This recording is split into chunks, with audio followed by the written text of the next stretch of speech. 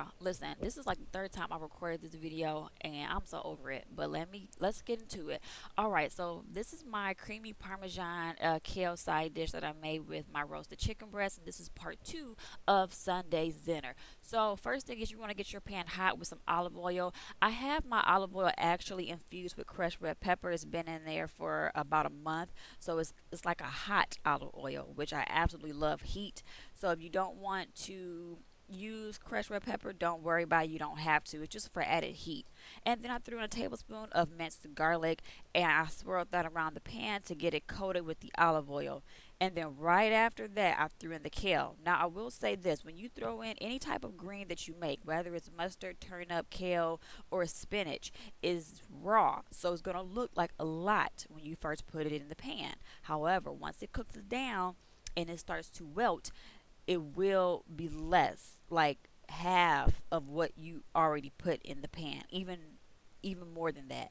So you do want to make sure that you keep that in mind when you're making this dish. If you're making it for more than two people, you want to make sure that you get enough kale. And if you have to, you may have to cook it in a bigger pot than I did. It was just me and my boyfriend, so it wasn't like I had to go and buy a big bag of it because it was just only for me and him. So then once I threw in the kale and I got that mixed with the olive oil and the garlic, I then threw in some rice wine vinegar. Say that three times fast.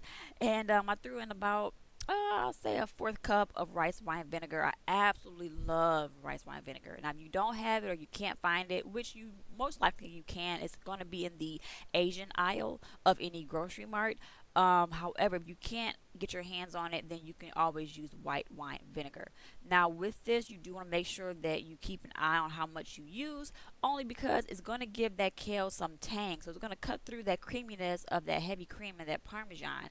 And I love it actually, but some people might not like the tanginess of it. So you want to make sure that you keep an eye on how much you use. I use a little bit more than a fourth cup, but a fourth cup or less than that would be just fine. So then after that, I seasoned my kale with some salt and pepper. I tossed it in the rice wine vinegar and let it wilt down. And then once it started to wilt down, as you can see, I then threw in some sambo alec, which is a Asian ground fresh chili paste, and I'll leave the name to that down below so you can check that out. I absolutely love this stuff. It gives anything an added flavor, and it gives a little bit of a kick of a little bit of a heat. And I love heat, you guys. So if you don't like it, don't worry, you don't have to add it. But I love it just for the added flavor that it gives. So then after that, I threw in then my cream, which is why it's so creamy. But with this, I did have like a half cup of cream, but the mix of that was half heavy cream and then half 2% milk.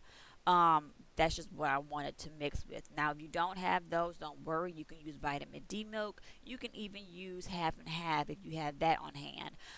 Pretty much, I'm just using it to give some creaminess to the kale.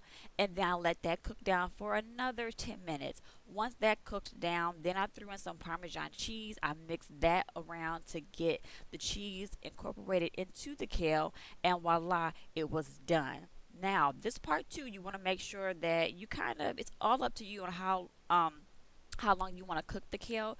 It all depends on how soft or how crunchy you like your kale. I like my kale to have a little bit of crunch to it, so I did not cook it for no more than 10 to 15 minutes. If you want to cook it longer than that because you like your kale to be more softened, then you go ahead and do that. Just make sure that you keep an eye on it and so that it doesn't burn and stick to the bottom of the pan.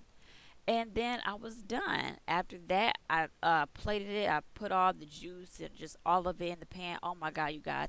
I love this side dish. And I actually will be keeping this as a staple in my home. It's quick, it's easy, it's flavorful, and it's just so yummy. I topped it off with some Parmesan cheese, and that was the end of it. Thank you so much for watching. See you on the next one. Love and good eats.